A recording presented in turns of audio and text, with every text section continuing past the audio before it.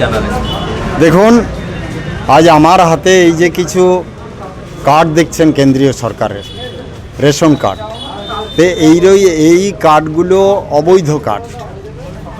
আর এই রকম কার্ড পশ্চিমবাংলার প্রত্যেকটি ব্লকে ভুরি ভুরি ভরা আছে।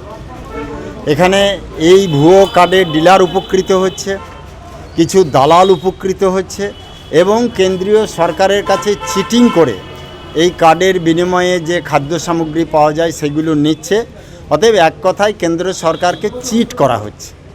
আর তার জন্যে এই প্রমাণ সহ আজকে আমরা মাননীয় এসডিও সাহেবকে একটি আমরা অভিযোগ করলাম যে অবিলম্বে এই ভুয়ো কার্ড কারা করলো, কিভাবে করলো। 2016 সালে এটা হয়েছে। এসডিও সাহেব বলতে চাইছেন যে আধার কার্ড লিঙ্ক, এই আধার কার্ড লিঙ্ক হয়েছে বলেই এগুলো এরকম বাজেয়াপ্ত হয়েছে। মানে এইগুলো ফেলে দেওয়ার, কোথাও পুড়িয়ে দেওয়ার চেষ্টা। কিন্তু যে কোনোভাবে এই কিছু কার্ড আমাদের কাছে এসছে, আরও কার্ড আমাদের কাছে আছে।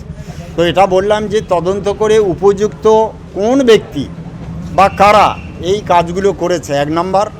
2 নম্বর, 16 সাল থেকে এই খাদ্য সামগ্রী কারা ভোগ করলো, কিভাবে ভোগ হলো, তার কারণ বাড়িয়ে সেই সব লোকগুলিকে চিহ্নিতকরণ করে সরকারি আইন অনুযায়ী ব্যবস্থা নিতে হবে, এই দাবি আমরা রেখে গেলাম।